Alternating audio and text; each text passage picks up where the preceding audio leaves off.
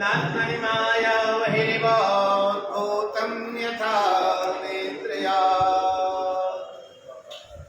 यः साक्षात् गुरुते प्रमोदिष्यमये विश्वात्मानमेवाद्वयम् तस्मै श्री गुरुमूर्तये नमः इदं श्री दक्षिणामूर्तये कल्याणानां निदानं कलिमलमदनं पापिनं पापिनानां पाथे यमयनवकुशो सपतिपदप्राप्ते सितस्यो विश्रामस्थानमेकं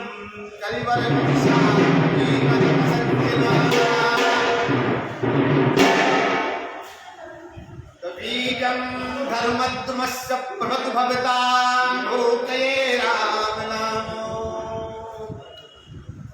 शजलजलधिनीलं दर्शितोदारशीलं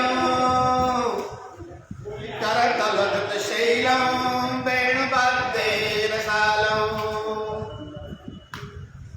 विजनिकुलिपालं कामनीकेलिलोलं तरुण तुलसीमालं नौमि गोपालवालं श्यामेति सुन्दरवरेति मनोहरेति कंदर्पकोटिललितेति सुधाकरेति विश्वोतिकण्ठमन्निगणते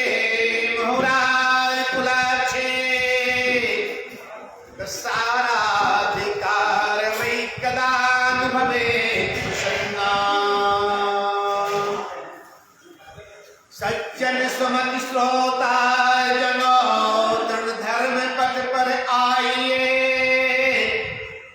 छविश्याम के सुंदर मनोहर हृदय मध्य बसाइए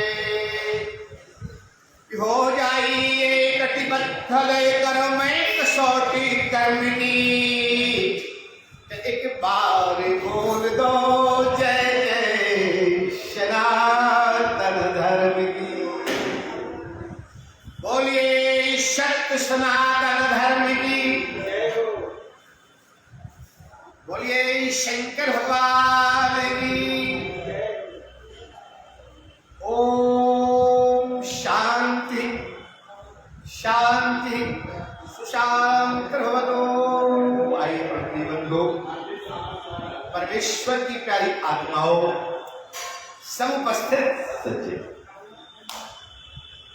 एक सिद्धांत होता है कि किम प्रयोजनम मनुष्यो मंदोपि न प्रवर्तते। एक शास्त्रीय सिद्धांत हमारे यहाँ होता है कि बगैर प्रयोजन के, बगैर लाभ के, बगैर फायदे के कोई व्यक्ति किसी काम को नहीं करना चाहता है। अपन लोग मिलकर इस बात का विचार करें कि हमारे लिए इस देवालय के अंतर्गत जीवन जीने की कला और दिव्य जीवन जीने की कला में इस सत्संग से क्या लाभ, इससे जीवन जीने की कला इस सत्संग से लाभ। हमें जब तक इसके द्वारा लाभ का पता नहीं चलेगा तब तक हमारा मन सही सही ढंग से यहां नहीं लग सकता। अपन विचार करें, इस बात पर चिंतन करें, मनन करें कि संसार में कोई भी व्यक्ति को न आवाज वृद्ध नर नारी भक्तरी देवी में या कोई भी व्यक्ति को न हो, ऐसा कोई व्यक्ति नहीं है जो अपने जीवन में शांति न चाहे। सभी सुख चाहते, परिवार में रहकर सुख सुविधा और सुरक्षा की मंगल कामना करते हैं। वही परिवार है जहां सुख सुविधा सुरक्षा है। परंतु बंधुओं में एक बात आपको बता देना चाहता हूं कि हमारे लिए धन के द्वारा, अपने वैभव के द्वारा सुख सुविधा सुरक्षा प्राप्त हो जाती है, परंतु जीवात्मा तड़पता रहता है, वो प्राप्त उसके लिए सुख सुविधा वैभव या संसार के ऐश्वर्य के द्वारा प्राप्त नहीं होना है। संसार सागर के ऐश्वर्य के द्वारा हमारे जीवन में कभी भी सच्ची शांति प्राप्त नहीं होना है। सच्ची शांति पाने के लिए तो हमारे लिए इस जीवन जीने की कला के सत्संग में सम्मिलित होना पड़ेगा। शांति पाने के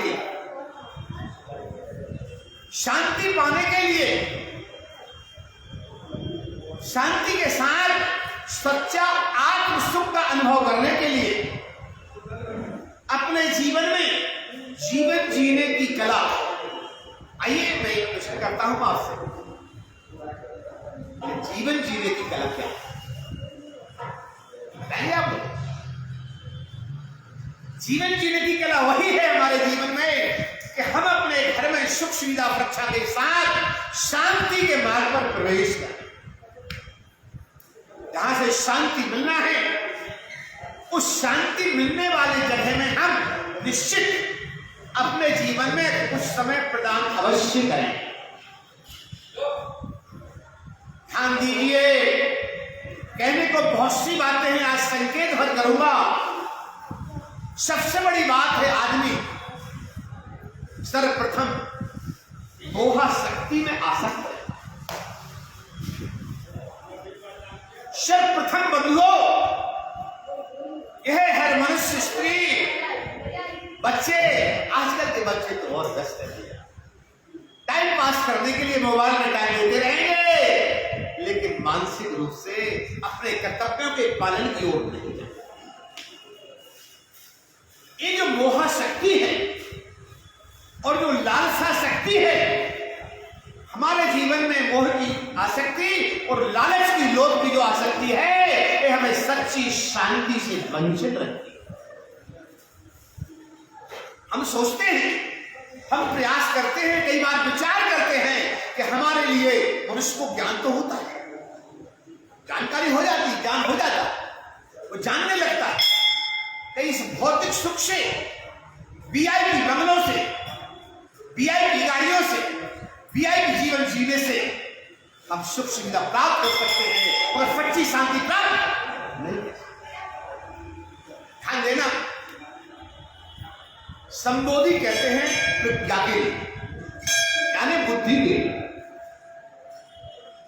तो मनुष्य के जीवन में ये प्रज्ञा, ये बुद्धि उस मनुष्य के लिए जागृत है, और जो मैं कह रहा हूं उस बात के लिए उसकी आत्मा बोलती है। किसी एक की बात नहीं कर रहा, हर मनुष्य के जीवन में उसका संबोधि यानी विवेक जागृत होता है। विवेक जागृत होकर उसकी आत्मा बोलती है कि इस भौतिक सुख से सच्ची शांति, आत्मा बोलती है। ध्यान देना, मैं संसार में किसी भी जज के जजमेंट की बात नहीं करूंगा, अपने आत्मा रूपी जज की बात मैं करना चाहूंगा कि जीवन में हम जब बहुत अच्छा काम करते हैं तो हमारी आत्मा हमें शाबाशी प्रदान कर दे, और जब कभी हमसे गलत काम हो जाता है तो हमारी आत्मा हमें कचौन दे। प्रिय बंधुओं, परमेश्वर की प्यारी आत्माओं, मैं इतना बताना चाहता हूं, दिव्य जीवन जीने की कला के अंतर्गत यदि हम कुछ चाहते हैं तो जीवन जीने की कला का नाम है कि जो हमें प्राप्त है वो पर्याप्त। यदि हम लालच में, अधिक लोभ में पड़े रहेंगे, कभी भी सच्ची शांति की ओर नहीं जाएंगे। कब जाएंगे कि जो हमको प्राप्त है वो पर्याप्त है, जो हमको प्राप्त हो पर्याप्त है, भाव बनाना पड़ेगा, हमको संतोष रखना पड़ेगा। और एक अच्छी बात बताऊं, संतोष कैसे हो? संतोष होता नहीं, संतोष होता नहीं है। पूरा संसार हमारे मुट्ठी में क्यों ना आ जाए, फिर भी लगता है दूसरा संसार और ये आदमी की मोह शक्ति और लालसा शक्ति है। अपनी बंधुओं, जिसके कारण से वो संतोष नहीं करता। परंतु हमारे शास्त्र में, हमारे उपनिषद कहते हैं, हमारे आत्म कल्याण का ये मार्ग कहता है कि जिस वक्त आपके लिए जो प्राप्त है वो पर्याप्त में संतोष कर लोगे तो आप कुछ आवश्यकता नहीं है, कुछ आवश्यकता नहीं है। जीवन जीने की कला के दिव्य मार्ग पर सच्ची शांति प्राप्त करने के लिए आप सब छोड़कर और शांति पाने के लिए इस सत्संग में प्रवेश कर ले। अच्छा लगा मेरे लिए आज इस फेसबुक के माध्यम से अनेक लोग लाभ ले रहे हैं, अपन भी यहाँ सभी भक्त लोग लाभ ले रहे हैं। साथ ही साथ अच्छा है कि फेसबुक के माध्यम श्रवण करके और भी सब लोग पधार रहे हैं। हमारे नृत्य नियम वाले श्रोता डॉक्टर साहब जी सब लोग, और हमारे जीवन में हम आप सबको ध्यान देना चाहिए, बारंबार सोचना चाहिए कि वास्तव में यदि सच्ची शांति चाहिए तो उसका एक ही माध्यम है, वह सत्संग, वो है सत्संग। सत्य कहते हैं आत्मा शब्द कि हमारे जीवन में ऐसा साथ हो, ऐसा प्रवचन हो, ऐसा ज्ञान हो जिससे सब आत्मा आत्मा का संग करके सच्ची शांति के मार्ग पर जाने। सत्य बात, जैसे आप लोग आनंद ले रहे हैं, आनंद लेने के लिए हमें समय तो देना। आज के समय में लोगों के पास समय का अभाव, मैं तो कहता हूं अभाव नहीं है, उस समय को बर्बाद कर दे। घंटों मोबाइल देखते रहेंगे, घंटों अनावश्यक समय बर्बाद कर देंगे, अनावश्यक रूप से एक दूसरे की चर्चा करते रहेंगे। मनुष्य अपने आप को नहीं देखेगा, आजू बाजू वालों को देखेगा, दूसरों को देखकर उनके बारे में चर्चाएं करके अपने जीवन की शांति को भंग कर लेगा। मैं तो कहता इससे जीवन जीने की कला के सत्संग में सभी के लिए समय निकालकर सत्संग करना चाहिए। जिसकी सुख सुविधा हो यहाँ पधारे, ना हो तो फेसबुक के माध्यम से करे, पर सत्संग करता रहे। यहाँ आने से तो विशेष लाभ है होगा, और ठीक है तो फेसबुक के माध्यम से करेंगे तो भी लाभ है, परंतु सदैव इस बात का विचार करना है कि संसार के भौतिक सुखों के द्वारा सच्ची शांति प्राप्त नहीं होना है। आइए अपन अब विशेष विषय पर आते हैं, जो आज का विषय है। आज के विषय में है चिंता और क्रोध से मुक्त होकर शांति कैसे पाए। आज का विषय है चिंता और क्रोध से मुक्त होकर शांति कैसे पाए। आइए मैं आपको समझाना चाहता हूं चिंता क्या है। चिंता क्या है? किसी भी बात को मान लीजिए आपके साथ कोई समस्या आ, उस समस्या आने पर हम बारंबार उस बात को सोचते रहे, बारंबार विचार करते रहे, उस सब छोड़कर उसी में लगे रहे, इसका नाम है चिंता। चिंता तो पहले अपन चिंता से ऊपर उठे तो क्रोध में आते हैं। जब तक जीवन में चिंता मुक्त नहीं होंगे, तब तक चिंता मुक्त नहीं होंगे, क्रोध मुक्त नहीं होंगे, तब तक शांति की मार्ग नहीं। इस संदर्भ में मेरे लिए एक दृष्टांत याद आ रहा है। एक युवक था, उसका युवावस्था के ही संदर्भ से का पूर्व से एक बालिका से प्रेम।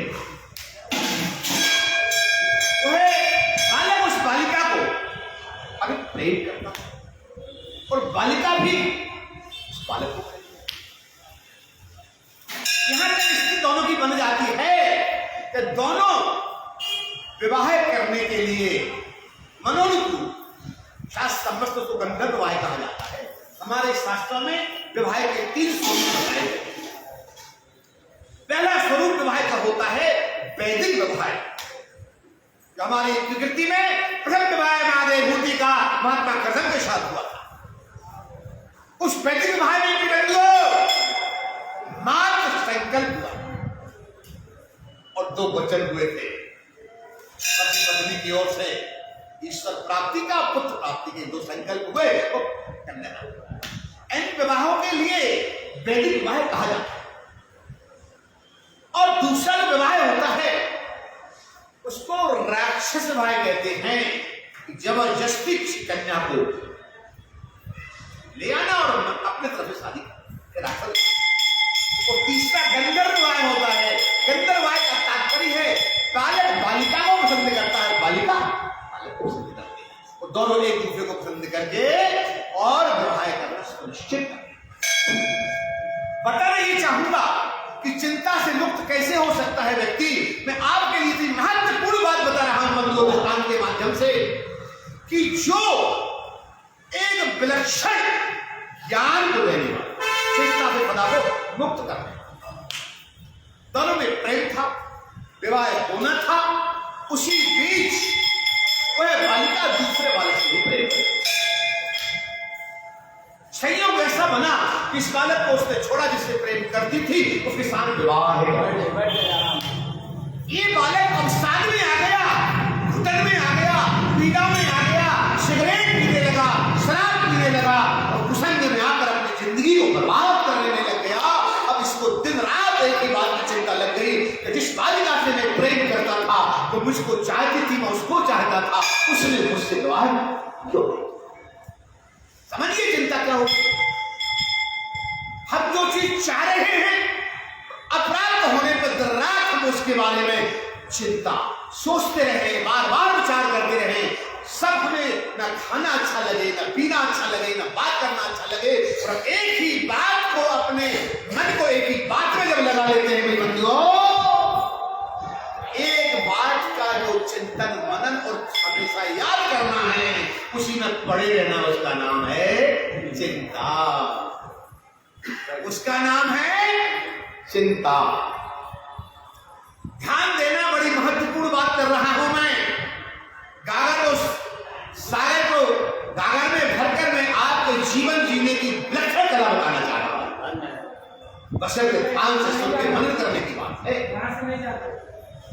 उस बालक के जीवन में ऐसी घुटन, ऐसी पीड़ा, ऐसी चिंता, चलते फिरते सोते खाते पीते जागते फिर उस बालिका को याद करता था। 6 माह निकल गए। 6 माह में लड़का कुसंग की ओर आकर सिगरेट शराब पीकर अपने आप को बर्बाद कर लिया। एक दिन की बात, पेपर पर नजर पड़ी, पेपर पे नजर पड़ी, सामने घर में बैठा था। जब पेपर पर नजर पड़ती है, पेपर को उठाया और पेपर को उठाकर जो ही इस बालक ने पेपर को पढ़ा और ध्यान से देखा, और देखने पर इस बात का पता चल गया कि जो बालिका से मैं प्रेम करता था उसी लड़की ने दूसरे में जो शादी कर ली, उसके बारे में उसकी फोटो के साथ लिखा हुआ। क्या लिखा था कि जिस लड़के ने उससे शादी की थी तो साफ पेपर में दिया था उस लड़की ने अपने क्रोध के कारण, अपने दुष्ट व्यवहार के कारण ऐसा जीवन जिया जिससे कि जिस दूसरे लड़के से शादी की थी वो फांसी लगाकर आत्महत्या कर, वो आत्महत्या करके मर गया। एक पेपर में उसने बारंबार उसको पढ़ा, पढ़ने पर ध्यान दिया, अरे ये तो वही लड़की है जिससे मेरा प्रेम, जिसको मैं चाहता था और जिससे मैं शादी करना चाह रहा था। संयोग देखो कि मेरा विवाह नहीं हुआ, और जिसका विवाह हुआ उसने उस लड़की के दुर्व्यवहार के कारण, उस लड़की के दुर्व्यवहार के कारण, उसके क्रोध के कारण, उसके उग्र स्वभाव के कारण और उस लड़की के गलत जीवन जीने के ढंग ने आज उस लड़की को इतना मजबूर कर दिया, इतना विवश कर दिया कि उसने आत्महत्या क्या कर ली? आत्महत्या। मैं आप लोग को बताना ये चाह रहा हूं, ध्यान दीजिएगा। उसके जीवन में चिंता क्या होगी? चिंता क्या होगी? चिंता का स्वरूप क्या होगा? आजकल की युवा पीढ़ी को और सभी को इस प्रवचन के माध्यम से जिद कराना चाहता हूं कि किसी भी बात को बारंबार सोचना और बारंबार उसी में लगे रहने का नाम है चिंता। बारंबार उसी बारे में सोच सोच के लगे रहने का नाम है चिंता। चिंता के आगे सब चलता है चिंतन, और उसको अच्छा कहें तो चिंतक। चिंतन और चिंतक बंधुओं में ध्यान ये आपका करना चाहता हूं, आप सभी को ये समझाना चाहता हूं कि चिंता जो करेगा वो चिता की ओर चला जाएगा। जो चिंता करेगा वो चिता की ओर चला, और जो चिंतन करके चिंतन करेगा, चिंतन करेगा, मनन करेगा, आपको मैं आगे बताता हूं तो क्या कर सकता है। बोलिए आनंद भगवान की। चिंता करने वाला इसके 6 माह इस बालक के निकले थे, और 6 माह में ऐसा संयोग बना कि उसके सामने प्रसंग आ गया जिस प्रसंग का वो चिंता करना। परंतु जब उसने पढ़ा तो तुरंत वो चिंतन करने लगा, अरे वाह वाह वाह, भगवान की बड़ी कृपा हुई, सबका आशीर्वाद हमें लग गया सबकी कृपा से। आज हमारे जीवन में यदि वो लड़की हमारे साथ आ गई होती, उससे हम प्रेम कर रहे थे, वो प्रेम के साथ यदि शादी कर ली होती, तो जिसके साथ शादी की जिसने आत्महत्या की है उसकी जगह हमें आत्महत्या करना पड़ती। विचार कीजिए, जो बालक अभी तक चिंता में पड़ा था, अब 7 घुटन में पड़ा हुआ था, उस बालक के जीवन में आज जिससे प्रेम करता रहा और नहीं हुआ, तो 6 घंटे और 6 महीने पर्यंत 6 घंटे का 24 घंटे बंधुओं, मैं आजकल की या सभी लोगों से कहना चाहूंगा, किसी भी प्रकार की चिंता में हम आपको डूबने से बचना चाहिए। हम और आप चिंता से तभी बच सकते हैं तब इस जीवन जीने की कला के सत्संग में समय देते रहेंगे, सत्संग लाभ लेते रहेंगे, तभी हम चिंताओं से बच सकते हैं। देखिए, एक चिंता करने वाला व्यक्ति अब चिंतन करने लगा, चिंता छूट गई, चिंता छूट गई। अब क्या हुआ? चिंतन शुरू हो गया, और चिंतन में क्या चिंतन करता है? वाह, भगवान की बड़ी कृपा की जो बालिका से मैं प्रेम करता था, वो बालिका मुझसे प्रेम करती थी। यदि उस दूसरे वक्त वो प्रेम नहीं करती होती, उसके साथ शादी नहीं की होती, तो वो शादी मेरे साथ, और मेरे साथ जब शादी होती तो जैसी आत्महत्या शिवक ने कर ली है वैसे मुझे भी कर। लेकिन भगवान की बड़ी कृपा, मेरा विवाह उसके साथ नहीं हो पाया। उस विवाह के ना होने में आज मैं चिंता से चिंतन करने लगा, मनन करने लगा, विचार करने लगा, मेरी संबोधि, मेरी प्रज्ञा बुद्धि जागृत हो गई। ध्यान दीजिएगा, बड़ी महत्वपूर्ण बात मैं कहना चाहता हूं। हम ऐसे माया में आसक्त हैं, हम ऐसे माया में आसक्त हैं, हम ऐसे लोभ में आसक्त हैं कि हम चिंतन नहीं करते। जिस दिन हमारे जीवन का चिंतन शुरू हो जाएगा, हमारी संबोधि कहते हैं विवेकी, संबोधि कहते हैं बुद्धि के लिए। मैं सभी से निवेदन, सभी से सविनम्र निवेदन करूंगा, सभी के लिए इस बात का विचार। आखिरकार कहां से आए, कहां हमको जाना। ध्यान देना अपनी बंधुओं, यह जीवात्मा बगैर वस्त्रों के आता है और बगैर वस्त्रों में ही चला जाता है। देना, उस विधाता ने हमारे लिए 3 पन्ने दिए, जिसमें से 2 पन्ने उसने अपने पास रखे हैं और 1 पन्ना हमको सौंपा।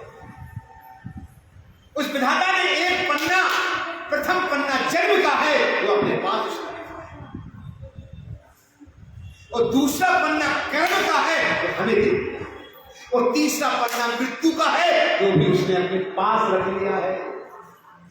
ध्यान दीजिए, बड़ी महत्वपूर्ण बात है, अति महत्वपूर्ण बात है। जीवन जीने की कला में हमें जीवन जीना सिखाने वाली बात है कि जिस परमात्मा ने 3 पन्ने की जिंदगी में 2 पन्ने अपने पास रखे हैं, 1 कर्म रूपी पन्ना बनाने दिया है जो खाली है, और कर्म रूपी पन्ने से हम अपने जीवन जीने की कला सीख सकते हैं। ध्यान दीजिए कि जिस तरह मनुष्य चलता है और उस मनुष्य के चलते समय उसकी छाया उसके साथ चलती है, इसी तरह हमारे शास्त्र कहते हैं कि हमारा जो कर्मानुबंध है, अभी तो समय कम है, प्रकाश कम डालूंगा, सिर्फ संकेत करूंगा कि हमारे जीवन का जो कर्मानुबंध है, माने कर्म का जो बंधन है, चाहे इस जन्म का हो चाहे उस जन्म का, ध्यान देना। आप कुएं में जाकर यदि ओम कहोगे, आपको उससे भी आवाज ओम निकला, और कुएं में जाकर गाली दोगे तो आपको लौट के गाली। यही एक संसार है, यही एक जीवन है जिस परमात्मा ने कर्म का पन्ना हमारे लिए दे दिया है। जैसा हम कर्म करेंगे उस कर्म के आधार पर इस संसार से हमें प्रतिध्वनि प्राप्त होगी और हम भी अपने जीवन में वैसा ही पाएंगे। जिस तरह से मनुष्य के जीवन में उसके पीछे चलने वाला कर्मानुबंध, या जैसे उसके पीछे चलने वाली उसकी छाया, जब मनुष्य कोई चलता है तो उसकी छाया के साथ चलती है, तो जैसे उसकी छाया के साथ चलती है उसी के समान उसका कर्मानुबंध भी उसके साथ चलता है, चाहे वो अच्छा कर्म हो चाहे वो बुरा कर्म हो। ध्यान दीजिए, बड़ी महत्वपूर्ण बात है, कुछ सामान्य बातें नहीं बंधुओं। ये जीवन जीने की कला में ये सत्संग का जो शुभारंभ किया है, जो हमेशा हर सोमवार में हमेशा जीवन पर्यंत 5:30 से 7, हर सोमवार में 5:30 से 7 चलेगा, और हम इस सत्संग में सम्मिलित होना न भूलें, अधिक से अधिक लोग समाहित होने का प्रयास करें। क्यों? ध्यान देना है कि संसार में सब कुछ मिलता है परंतु सच्ची शांति वहां नहीं मिलती। सच्ची शांति मिलेगी तो सत्संग से मिलेगी, और वो भी तब मिलेगी तब हम जीवन जीने के 3 पन्नों को समझ लेंगे कि प्रभु ने जन्म का पन्ना, प्रभु ने आखिरी मृत्यु का पन्ना अपने पास रखा, लेकिन बीच का जो कर्मानुबंध का पन्ना वो हमें सौंप दिया। बेटा इस पन्ने को भरो, इस खाली पन्ने को भर लो, जैसा कर्म होगा उस कर्म के आधार पर तुम्हें फल मिलता रहेगा। जैसा जैसा कर्म, हम ये चाहें कि संसार के वैभव को प्राप्त करके और संसार के विषयों के सुख में आसक्त बने रहें, और इसके बाद हम चाहे तो सच्ची शांति मिल जाए तो कदापि नहीं मिलने वाली। हमारे जीवन में कदापि सच्ची शांति नहीं मिलने वाली बंधुओं। यदि वक्त आएगा और मिलेगा, मैं हमें आपको सुनाऊंगा। हमारे शास्त्रों में बताया गया, हजारों वर्ष राजाओं ने उन भौतिक सुखों को भोगा, वो सच्ची शांति प्राप्त नहीं कर पाए। सच्ची शांति उसी ने पाई है जिसने इन भौतिक सुखों का परित्याग कर दिया। मैं ये नहीं कहता हूं किसी से एकदम से त्याग करो, परंतु क्रमशः धीरे धीरे धीरे धीरे चिंतन करो,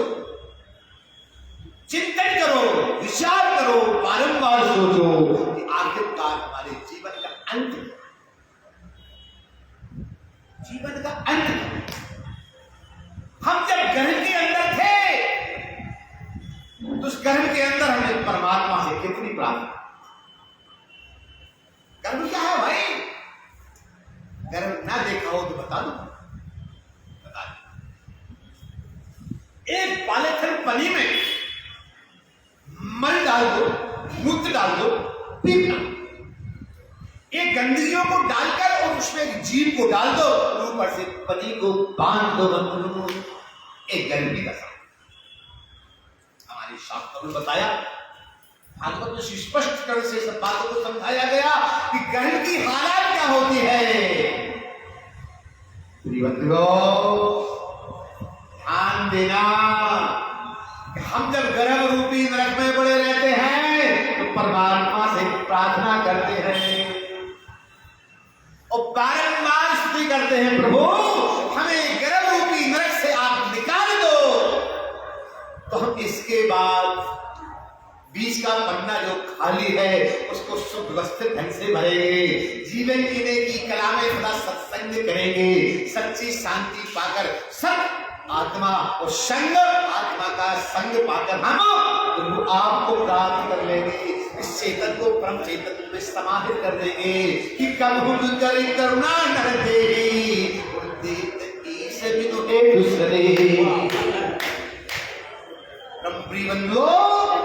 परमेश्वर की प्यारी आत्माओं, गर्भ रूपी नरक से निकलने के लिए जब इस जीवात्मा की प्रार्थना और परमात्मा सुनता है तो इसको गर्भ रूपी नरक से बाहर, गर्भ रूपी नरक से जब बाहर करता है तब एक जीव क्या करता है? कहा हम तो सांस लेता है ना, और सांस लेने के बाद कहा कहा कहा अने वो रोता नहीं है, माता के पास सोचते रो रहा है। संसार में भक्ति में देवी माता बहन तो उसी समय सबसे अधिक खुशी होती है जब उसे कहा कहा रोने लगता है, उसकी खुशियों का बात नहीं होता बंदियों, परंतु वो कहा कहा करते हुए रोता है। वो ये कहता है कहा कहा कहा कहा कहा गया वो ब्रह्म जिससे मैं प्रार्थना कर रहा था, कहा कहा कहा चला गया, दिख नहीं रहा वो कहा चला गया। वो कहा कहा कहा करते हुए उसको खोजना, उस ब्रह्म को ये माता पिता सुजन आदमी जने उसको अपनी ओर आकर्षित कर, अपनी बातों में पैदा फुसलाकर और उस ब्रह्म को बुलाकर अपने ओर खींच लेते हैं। धीरे धीरे बच्चा जो भी बड़ा होता है, हम उस प्रभु से मिलन के संस्कार नहीं दे पाते, बल्कि बंदियों माया की आसक्ति के संस्कार में हम जैसे अधिक बढ़ जाते हैं और अंत में इस बात को समझ लीजिए, अंत में उसके जीवन में धीरे धीरे जिन लोगों के बीच में रहकर जो स्थिति रहती है वैसे ही बड़ा होकर सब माया में आसक्त।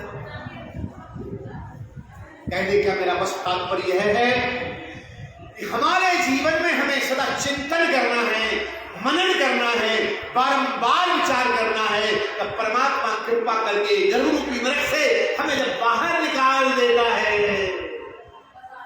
जब गर्भ रूपी नरक से वो परमात्मा हमारे लिए बाहर निकालता है तो हमारा भी परम कर्तव्य है कि जो पन्ना उसने जन्म का अपने पास रखा है और मृत्यु का पन्ना अपने पास रखा है, तो जो कर्म का पन्ना खाली छोड़ा है उसको हम किस ढंग से,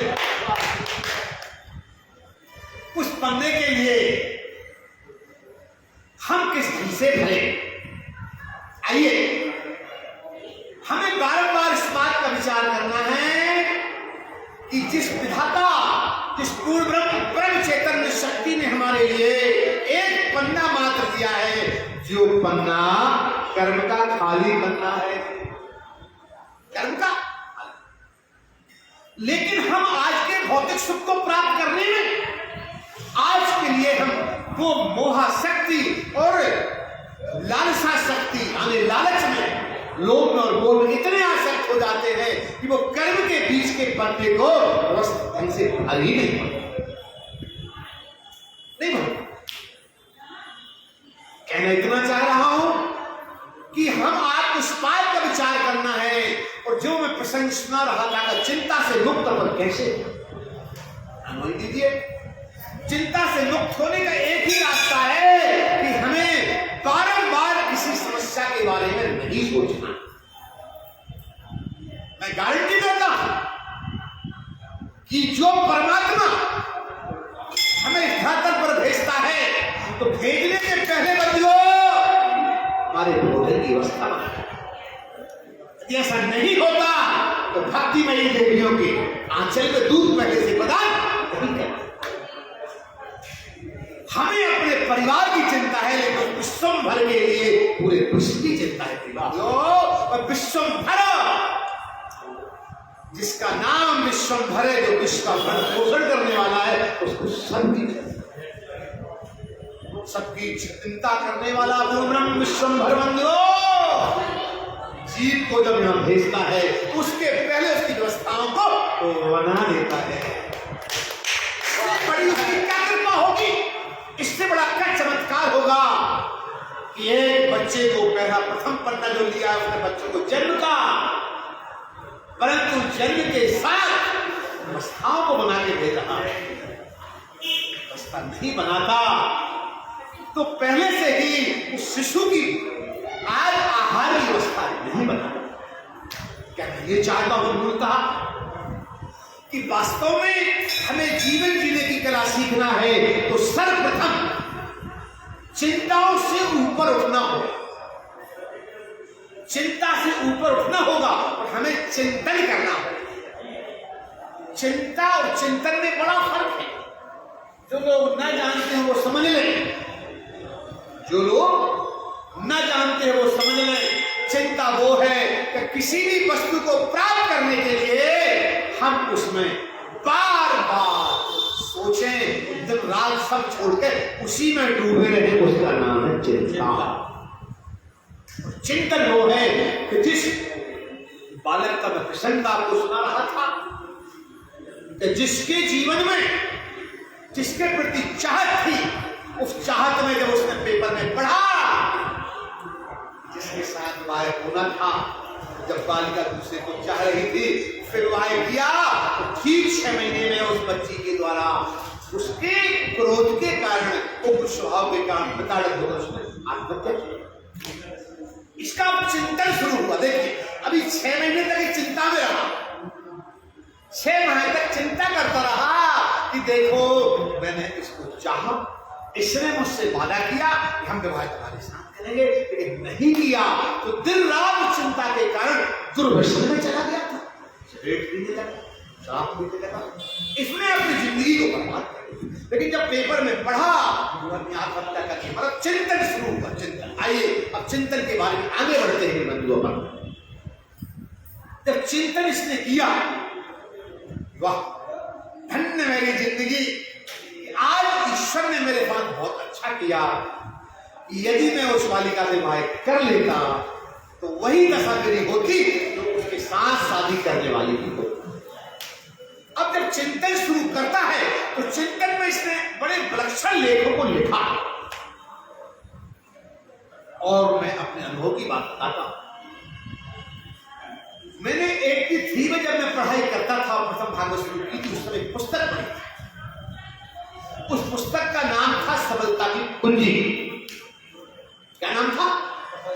कुंजी। उस सफलता की कुंजी जैसी है अनेक पुस्तकों को लिखने वाला कोई व्यक्ति था, तो यही व्यक्ति था जिसका मैं प्रसंग सुना रहा था। उस समय मुझे पता नहीं था जब मैंने उस पुस्तक को पढ़ा, लेकिन जब बाद में मैंने चिंतन किया, मनन किया, अन्य पुस्तकों को पढ़ा तो मुझे ज्ञात हो गया और लिखित प्रमाण मिल गया कि वही व्यक्ति यही है जिसके जीवन में 6 माह की जो घुटन थी अब 7 था, पीड़ा की चिंता थी, और जब चिंता को उसने चिंतन में बदला तो उसने सफलता की कुंजी जैसी हजारों किताबों को लिखा। ध्यान दीजिएगा, विचार करना कि मनुष्य जीवन में यदि चिंता करेगा तो वो चिता की ओर चले, चिंता करने वाला चिंता की ओर चला जाएगा और चिंतन करने वाला सच्ची शांति प्राप्त के मार्ग पे चला जाएगा। अतीत काल में जो ऋषि ब्रह्मर्षि लोग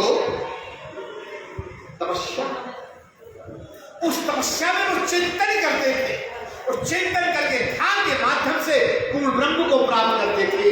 और जो ग्रस्त में रहने वाला व्यक्ति वो चिंता करता था तो चिंता के कारण चिंता में चला गया। मैंने तो बहुत बड़ा विषय है, समय होने पर प्रस्तुत करूंगा। अब इतना ही बताना चाहूंगा कि मनुष्य के जीवन में चिंता चिंता की ओर ले जाती है और चिंतन सच्ची शांति की ओर ले, चिंतन सच्ची शांति की ओर ले जाता है। इसलिए हम आप सभी का परम नैतिक कर्तव्य है बंधुओं। आप अभी पधारे थे, आप जब पधारे प्रगत का शुभारंभ हो रहा था तब मैं आपसे वार्तालाप कर रहा, वार्तालाप में ही अपनी बात हो रही थी कि मनुष्य का प्रथम कर्तव्य है अपने कर्तव्यों का पालन करना, पहला चरण जीवन जीने का। दूसरा है नैतिकता का आचरण करना। यही नैतिकता है कि यदि हमारे जीवन में हमें वास्तव में सच्ची शांति पाना है तो चिंतन है और हमें चिंता की ओर जल्दी जाना है तो चिंता करें। धर्म के 4 चरण हैं बंधुओं। पहला चरण है अपने अपने कर्तव्यों का पालन और दूसरा चरण है नैतिकता का आचरण। यही नैतिकता का आचरण है कि हमारे जीवन में यदि हमें ज्ञान हो गया कि हम कौन हैं, कहां से आए हैं, क्यों आए हैं, इस प्रभु ने जन्म और मृत्यु का पन्ना अपने पास रखा तो कर्म का पन्ना हमें छोड़ दिया। तो हमें चिंतन करना है, हमें मनन करना है, हमें विशेष चिंतक बनकर सच्ची शांति के मार्ग पर जाना है, आत्म शांति का अनुभव प्राप्त करना है। लेकिन मैं आपको बता रहा हूं क्या पहला धर्म का चरण है लोक कल्याण, पहला चरण है कर्तव्यों का पालन, दूसरा है नैतिकता का आचरण और तीसरा है लोक कल्याण। मैंने भी आपको बताया था कि मैंने संसार की उस माया और लालसा से वृत्ति को पा लिया। 3 वर्ष से उस वृत्ति होकर मैं गृहस्थाश्रम में रहते हुए और अपने जीवन में उसको सुदृढ़ बना रहा हूं, उस माया को एवं उस लालसा की आसक्ति। इन दोनों से वृत्त होने के लिए, सबको त्याग कर लोक कल्याण करने के लिए मैं सतत संलग्न हूं। 30 वर्ष और लगभग कुछ ही महीने बंधुओं आप सभी के समक्ष एक प्रकट हो जाएगा स्पष्ट रूप से कि मैंने कैसे माया और लालसा का परित्याग करके और तीसरा जो धर्म है जिसको कहते हैं लोक कल्याण, लोक कल्याण के बाद आता है आत्म कल्याण। तो मैं चौथा हूं हमारे आत्म कल्याण का धर्म का आचरण का सिद्धांत है, उसको कैसे अपनाऊंगा। ये कभी कोई व्यक्ति ना सोच ले कि मैं जो बात बोलता हूं वो सब बोलता हूं ना। हमारे शास्त्रों का कथन है 16 आना ज्ञान देने की अपेक्षा यदि आपने 2 आना आचरण भी कर लिया तो आप आत्म कल्याण के भागीदार बन सकते हैं। ऐसे तो मैं पहले से ही इन बातों के चिंतन मनन भागवतों के बाद मैंने चिंतन मनन किया कि मैं जो बोलता रहा भागवत में उस पर चलता रहूं, मेरा प्रयास था। और जब जब मैं नहीं चला और भूल गया तो मैंने अपने अंतर्मुख होकर अपने आप को खोजा, अपनी गलतियों को सुधारने में तुरंत तत्पर हुआ। आज नहीं, आज के 20 वर्ष पहले से बनी, आज 20 वर्ष की वो चिंतन मनन करने वाली तपस्या भगवत कृपा से इस आशीर्वाद से बंधुओं मेरे समक्ष शीघ्र प्रकट होने जा रही है, जो लोक कल्याण के माध्यम से सभी का आत्म कल्याण, मैं अपने आत्म कल्याण करते हुए सभी का आत्म कल्याण कराऊंगा शाश्वत रूप से। यहां तो चलेगा और दिल एकादश और आपके निकट शीघ्र जानकारी में होगा। भगवत कृपा हुई तो मानवता का किनारा होगा, नहीं तो यह तो सत्संग का शुभारंभ है, दूसरा शीघ्र होगा। बस कहते यह चाहता हूं बंधुओं, ईश्वर ने 3 पन्नों में जो एक कर्म का पन्ना हमें दिया है उस कर्म के पन्ने में बार बार चिंतन चिंतन करना, बार बार मनन करना है, बार बार चिंतक के रूप में विचार करना है कि यदि हम मोह आसक्ति और लालसा शक्ति, लालच में और मोह में पड़े रहे तो कभी ना हम लोक कल्याण की ओर जा सकते और ना कभी आत्म कल्याण की ओर जा सकते। मैंने इसलिए निःशुल्क अपने तरफ से दिव्य जीवन जीने की कला का शुभारंभ, और ये पता चलेगा यदि भक्तों की इच्छा हुई यहां पर क्रमशः हर चीज बढ़ेगी और जीवन जीने की कला के विलक्षण दिव्य भजन संगीत में चले। उतना ही नहीं, साथ में स्वस्थ रहने के लिए एवं शुभारंभ भी वो चीजें शुभारंभ होगी बंधुओं जो मनुष्य को जीवन में सुख सुविधा के साथ स्वस्थ बनाती है, प्रसन्न बनाती है और लोक कल्याण के साथ आत्म कल्याण कराती है। उन समग्र चीजों का शुभारंभ होने का वही संकल्प से मैंने इस दिव्य सत्संग का शुभारंभ किया। और ये सुनिश्चित है कि जब अच्छे संकल्पों के द्वारा अच्छे काम का शुभारंभ होता है तो उसका प्रतिफल अच्छा नहीं, बहुत अच्छा होता है और वो सबको सुखी बनाता है। लोक कल्याण की भावना से जो काम किए जाते हैं निश्चित वो उसको या सभी को आत्म कल्याण की ओर ले जाता है। आत्म कल्याण ही जीवन का सार है, वही सब कुछ है। आइए, कहने को बहुत सी बातें हैं, इतना ही बताऊंगा कि चिंता करने वाला चिंता में जाता है और चिंतन करने वाला अनेक पुस्तकों को लिखकर बंधुओं अपना नाम रोशन करता है। इसका नाम सेठ वार्डन है। मैं ये बात पर इसलिए जोर डाल रहा हूं कि कभी किसी के जीवन में चिंता के कारण अवसाद आ गया, घुटन हो गई, टेंशन बन गया, परेशान हो गया, तो इस बात का विचार न करे कि मैं इसके ऊपर नहीं रुक सकता। ऐसा व्यक्ति और जल्दी और अच्छा ऊपर होता है। आप प्रसंग सुन रहे हैं, आप प्रसंग सुन रहे हैं कि जो व्यक्ति आत्महत्या करने जैसी स्थिति में आ गया था चिंता के कारण, लेकिन जब उसने अपने जीवन में चिंता को छोड़ के चिंतन शुरू किया, सैकड़ों पुस्तकों को लिख दिया भाई, उस सैकड़ों पुस्तकों के लेखक बनकर उसने अपना जीवन का चिंतन, अपने जीवन का चिंतन प्रस्तुत कर दिया उसने कि आखिरकार मनुष्य चिंता से कैसे ऊपर उठे और चिंता से ऊपर उठ के कैसे चिंतन करते हुए, विशेष चिंतक होते हुए चिंतन के साथ और अपने जीवन में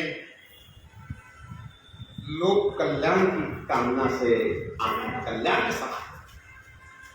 इसलिए मैं यहां विराजमान सभी लोग या फेसबुक के माध्यम से सुनने वालों से निवेदन करूं, हम आप सभी का प्रण कर्तव्य है कि हमें संसार की अवसाद में, घुटन में, चिंता में नहीं पड़ना चाहिए।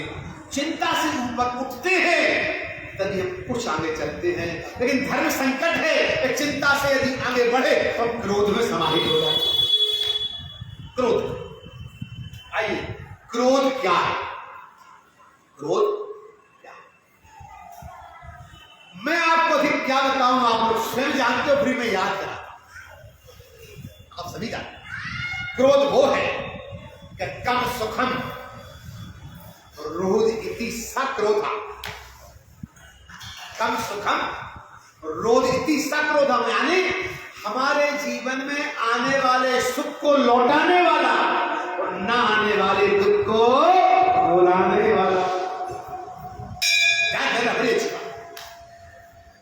क्रोध, अरे आजकल मैं अब नाम नहीं लूंगा, अभी एक छोटा बालक और छोटा बालक से मेरी बात हो रही थी, बहुत छोटा है, शायद अभी 10 से 12 वर्ष का होगा, तो उससे वार्तालाप जब हो रही थी तो उसने कहा बहुत क्रोध आता है, तो उससे मेरी बात करते करते उसको समझाने का प्रयास, उस बालक को मैंने समझाने का प्रयास किया कि बेटा क्रोध क्या होता है। बालक का नाम नहीं लूंगा, अच्छा लगता, होनहार बालक है और निश्चित अपन जिन्हें प्रसंग को सुन रहे हैं, ऐसे प्रसंगों में वो बालक चिंतन करके बहुत आगे बढ़ने वाला है। बस हम उस समय की प्रतीक्षा करेंगे। हम कहने ये चाह रहे हैं उस बालक ने का बहुत क्रोध, और जब क्रोध आता है उस क्रोध में न जाने कितनी कितनी बातें मन में आती हैं। फिर मैंने उसको बताया, समझाया, थोड़ा आपको नहीं समझाऊं। मैंने कहा बेटा, जब जब भी क्रोध आए उस समय आप जिस अवस्था में है उसको परिवर्तित कर दें। यदि क्रोध आ रहा और आप बैठे हैं तो खड़े हो जाए, खड़े हैं चलने लगे, और उस समय ये विचार करें कि मैं अभी क्रोध नहीं करूंगा, 5 मिनट बाद करूंगा। मैं अभी क्रोध, और मैं 5 मिनट बाद क्रोध। ध्यान देना, क्रोध जो है मनुष्य के जीवन में वो चीज है कि दिया सलाई तो बंदियों बाद में दिया जलाती है, लेकिन वो दिया सलाई की काड़ी पहले अपने आप को जला लेती है। ध्यान देना अपनी बंदियों, मैं इन सब चीजों पर विजय प्राप्त करने के बाद ही आप लोगों से बात कर रहा हूं। आप लोग तो प्रूफ है इसकी। देखते हैं परिस्थितियां, विपरीत परिस्थिति में भी भाई आपके प्रतिकूल परिस्थिति है, फिर भी प्रसन्न चित्त बने रहे, मस्ती में डूबे रहे। विपरीत वातावरण में आपकी मुस्कान न जाए, क्या बात। एक बात बताइए, मैं आपसे पूछता हूं कि हम सदा मुस्कुराते रहे और मुस्कुराते हुए कभी क्रोध कर सकते हैं? बताइए, आप लोग बताइए, मुस्कुराते हुए कभी क्रोध कर सकते हैं? और तो ध्यान दें, हम जीवन में 2 चीजों को कभी न भूलें, एक शुक्राना और दूसरा मुस्कुराना। शुक्राना माने प्रभु के लिए शुक्र। कल ही शाम को बात हो रही, नाम नहीं लूंगा, रामेश्वर नगर में ही। मैं बात ये बताना चाह रहा हूं कि उस समय आदमी बड़े चिंतन में परेशान था। मैंने कहा ध्यान रखो कि कोरोना में आप बच गए और प्रसन्न न रहो तो कब प्रसन्न रहोगे? उस प्रभु को शुक्राना अदा करो। हे प्रभु, तुम्हें साधुवाद है, मंगल कामनाएं, बहुत बहुत वेरी वेरी थैंक यू मेरे लिए, वेरी मच। बार बार शुक्राना, थैंक्स कहो, धन्यवाद कि तुमने लाखों लोगों को धरातल से उठा लिया, मेरे लिए तो आज भी कर्म अच्छा करने को छोड़ दिया। 2 चीजें जोड़ लो, क्रोध से ऊपर उठना है तो पहली बात शुक्राना, प्रभु को शुक्राना करो, और दूसरा मुस्कुराना। लोग मुस्कुराने के लिए, मैंने सुना रहा था ना, पुस्तक का नाम सफलता की कुंजी, पूरी पुस्तक का सार है। तो परिस्थिति कुछ भी हो, नहीं मुस्कुराते। मेरी मुस्कुराहट को तो कई लोग परेशान रहते हैं, वो कहते हैं गुरु जी ऐसी मस्ती हमको दे दो। मैंने कहा ऐसी मस्ती चाहने के लिए मुझसे जोड़ना पड़ेगा, पर सत्संग में आना पड़ेगा। चाहे मेरी 4 बजे बाकी की मस्ती हो, चाहे बंदियों किसी भी पल, किसी भी क्षण की अपने जीवन की मस्ती हो, इसके प्रमाण के लिए ठाकुर साहब बैठे हैं। एक दिन तो बंदियों लोग कहने लगे इतने आनंद में डूबे रहते हैं, आज तो लग रहा है ठाकुर साहब बोले आज प्रगट हो गया, पहले अप्रगट आनंद रहता है। कहने का तात्पर्य ऐसा वातावरण बनाओ, ऐसी परिस्थितियां बनाओ, ऐसा सोच बनाओ कि हम क्रोध की परिस्थिति में भी मुस्कुरा। बताता हूं कैसे क्या बनाओ, मैं तो बता रहा हूं। ऐसा माहौल बनाओ कि हम क्रोध आने वाला है फिर भी मुस्कुरा। मगर वो तभी होगा तब जीवन में हमारे एक मुस्कुराहट बनेगी। आप लोगों को ज्ञात हो, श्री संत सुकरात जी शांति के पुजारी परम श्रेष्ठ संत थे बंधुओं, और बैठे हुए थे कुछ उनके पास शिष्यगण आए, वार्तालाप हो रही। उनकी धर्मपत्नी ने आवाज लगाई, भोजन बन गया है, भोजन कर लीजिए। हाँ कल्याणी बैठे हैं, थोड़ा सा समय, थोड़ी देर बाद फिर आवाज आई, भोजन कर लीजिए। हाँ आगे आगे अभी आया। तीसरी बार आवाज आती है, भोजन करना है तो कुत्तों को डाल दो। तीसरी बार क्या आवाज आई, भोजन करना है कुत्तों को डाल दो। बस कल्याणी अब भी आया, ये कहते हुए आज धर्मपत्नी अंदर से आई, पानी का घड़ा लेकर और के ऊपर गड़ डाल दिया पानी। सब लोग बैठे हुए थे, सब आश्चर्य कर गए। संत गुरुदेव के ऊपर पानी का घड़ा, हंसने लगे, अरे अरे आपको नहीं मालूम कि क्या, कि मेरी पत्नी कल्याणी है, सबका कल्याण करने वाली है। पहले तो ये गरजती है और बाद में बरस जाती है। मैं आपको बताना चाहता हूं बंधुओं, शुक्राचार्य जी ने अपने भक्तों से कहा, देखिए क्रोध के माहौल में हम मुस्कुराहट कहां से खोलें, क्या बात, ये है जीवन जीने का ढंग। सब भक्तों से कहा, आप लोग चिंता न करें, ये मेरी कल्याणी धर्मपत्नी बहुत अच्छी है, पहले गरजती है और बाद में बरसती है। वो बरसती क्यों है, उसको चिंता है कि हमारे श्रीमान जी दिव्य सत्संग कराते कराते, जीवन जीने की कला का सत्संग कराते कराते इनका दिमाग गर्म न हो गया हो, तो वो ठंडक देने के लिए बरस भी जाती है। इसको कहते हैं क्रोध के माहौल में और मुस्कुराहट खोल देने का तंत्र। कहने को बहुत सी बातें हैं, कहने के लिए बहुत सी बातें हैं बंधुओं, लेकिन समझ लीजिए हमारा जग है और उसके सामने एक बड़ी समस्या है। एक पति पत्नी झगड़ गए, ध्यान देना, क्रोध में भी कैसे, अवसाद में, घुटन में, परेशानी में कैसे मनुष्य अपने जीवन में खुशहाली मुस्कुराहट हो सकता। हमारे हमसे सत्संग अधिक होता है, हमेशा होता है, अधिकांश हर सप्ताह ऐसा कोई रविवार नहीं जाता जब आशीर्वाद लेने के लिए। अरे तो हमसे भला गुरुदेव मेरे सामने यदि विषम प्रसंग आ जाए तो क्या करो, तो मैंने बस यही प्रसंग सुनाया कि जीवन में वो प्रसंग आए तो वो करना है, क्रोध के माहौल में भी मुस्कुराहट। उसके सामने प्रसंग आया, प्रसंग ये आया कि पति पत्नी में खड़ा हो गया, तलाक लेने चले गए, सोफी जज के पास गए, तलाक लेने गए, फटाफट सब 2 फार्म हाउस एक आपका 2 मकान एक आपका सब तलाक के संदर्भ में सब बंटवारा हो। अब क्या होता है, तलाक के संदर्भ में बंदियों सब कुछ तो बट गया, लेकिन बच्चे थे 3।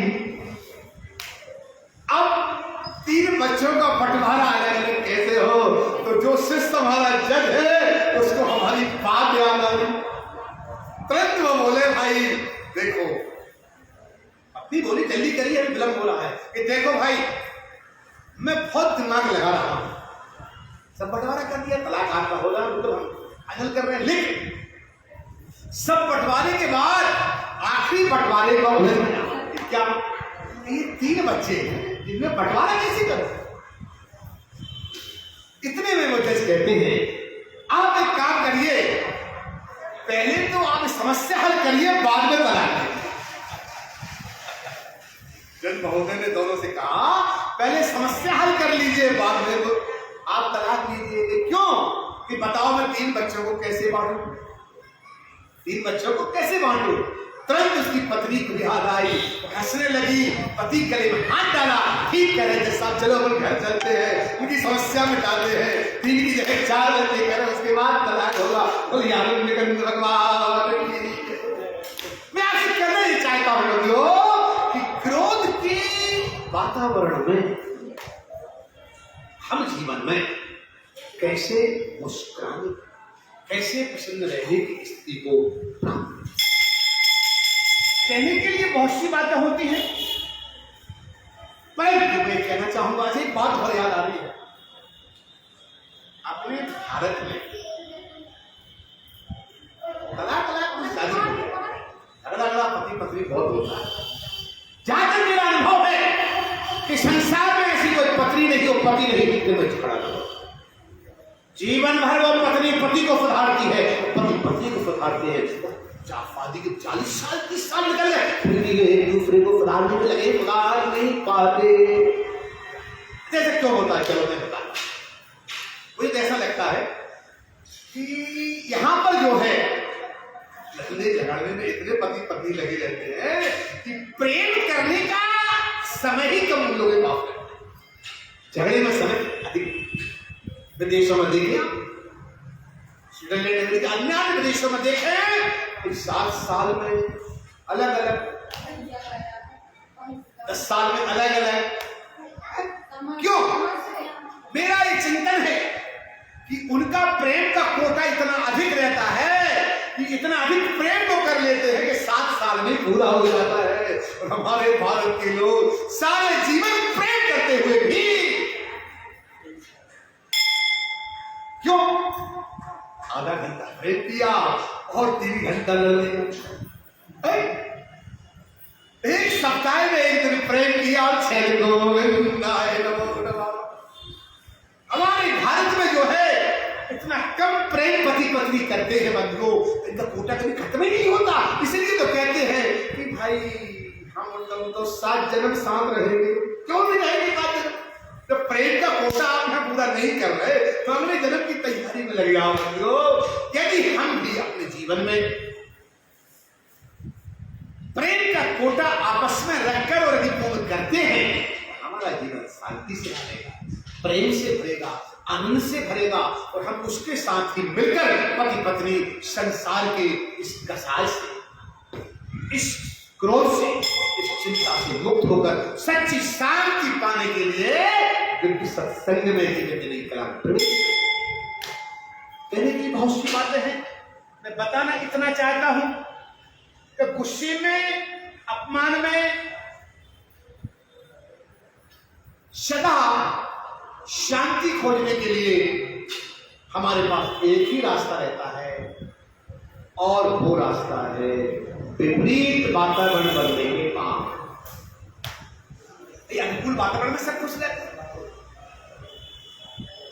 अनुकूल वातावरण में सब, मगर विपरीत वातावरण बनने के बाद भी आपने धैर्य, कुछ समय अपने आप को संभाल ले तो सुनिश्चित रूप से बंधुओं हमारे जीवन में कभी मुस्कुराहट नहीं,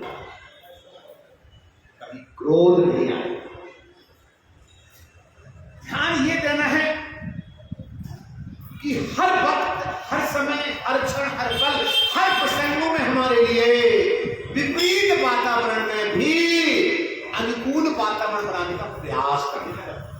क्या टाइम हो गया? टाइम बस मैं आपका ठीक 5 मिनट ले रहा हूं, विराम दे रहा हूं। ठीक 5 मिनट, ठीक 5 मिनट में वाणी को विराम देकर मंगल कामना प्रदान कर रहा हूं। 5 मिनट का समय और दीजिए, तो समय हो गया।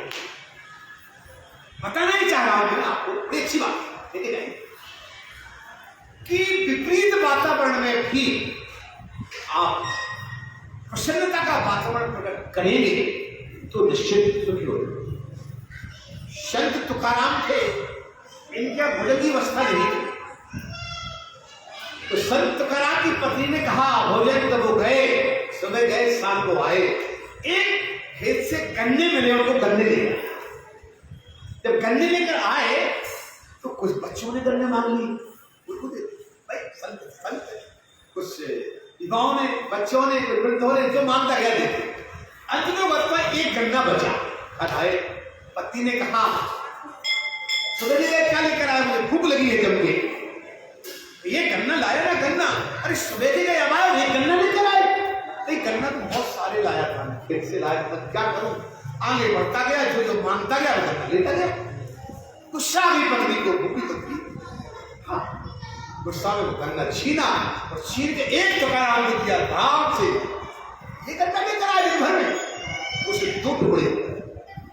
तुरंत तुकाराम जी ने कहा अरे वाह कल्याणी वाह, मैं तो सोच रहा था कि गन्ने के 2 टुकड़े कर लूं, लेकिन तुमने तो मेरे बगल ही कहे कर दिए। चलो एक गन्ना आप चूसो, एक गन्ना मैं चूसता हूँ, और बंदी हो दोनों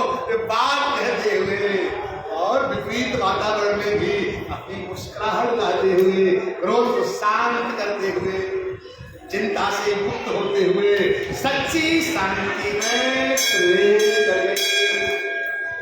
आइए, ये बहुत सी बातें हैं। इसी प्रसंग की शेष अवशिष्ट बातों को अग्रिम सोमवार को ठीक 5:30 अभी तक क्या श्रावण चल रहा था, तो बड़ी भक्तिमयी लक्षण भजन करने वाली लड़कियां, मैंने भजन सुनकर अपने आप भूल किया। ऐसी देवियों से चाहूंगा हर सोमवार में भजन मुझे सुनाए। भजन वाली देवियों से मैं चाहूंगा कि हर सोमवार में 5 से 5:30 बजे भजन सुनाए। मैं आ जाऊंगा, भजन शुरू होंगे 5 से 5:30 सुनूंगा, 5:30 सत्संग कराऊंगा। अभी तक सत्संग चलता रहा भजन के माध्यम से, अन्याय यहाँ पर भगवान देवादेव महादेव की विशेष आराधनाओं के माध्यम से, और उस सत्संग में हम लोग आनंद लेते रहे। और अभी 1-2 सोमवार में ऐसा हुआ कि इस श्रावण के कारण कुछ मिनट आगे पीछे सत्संग किया, लेकिन आगामी सोमवार से हम आप सब मिलजुल कर एक प्रयास करेंगे ठीक सत्संग 5:30 शुरू हो 7 बजे, और आप सब लोगों की उपस्थिति प्राप्त हुई। मेरे लिए नहीं, आप सभी के आत्मकल्याण के लिए आप सभी आएंगे, बहुत अच्छा लगेगा। तो मेरे साथ आप सबके जीवन में क्रोध चिंता मुक्त होकर, समस्त कष्ट दूर होकर हम आप सभी मिलकर सत्य शांति के मार्ग में प्रवेश करेंगे। ऐसी मंगल कामना के साथ मैं अपनी वाणी को प्रणाम दे रहा हूं। 3 बार आप सभी लोग बड़े प्रेम के साथ, 3 बार सभी अपन लोग प्रेम के साथ क्या कहेंगे? हरिओम तत्सत। हरिओम तत्सत के बारे में बताया तो समझ लीजिए। हरिओम तत्सत का मतलब है वो है ब्रह्म सत्य है। हरिओम तत्सत का मतलब वो है ब्रह्म। तो जो सत्य ब्रह्म है उसको अपन प्रणाम करेंगे और शांति की मंगल कामना से वाणी को प्रणाम देंगे। 3 बार में प्यार से हम सभी बोलेंगे हरि ओम तत्सत। बोलिए, बहुत अच्छा। हरि ओम तत्सत।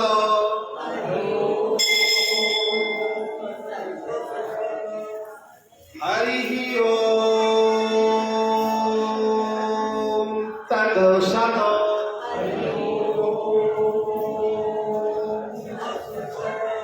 ओम शांति। ओम शांति। ओम शांति। ओम सुशांतिर्भवतु। कृष्णार्पणमस्तु। बोलिए आनंद कंद भगवान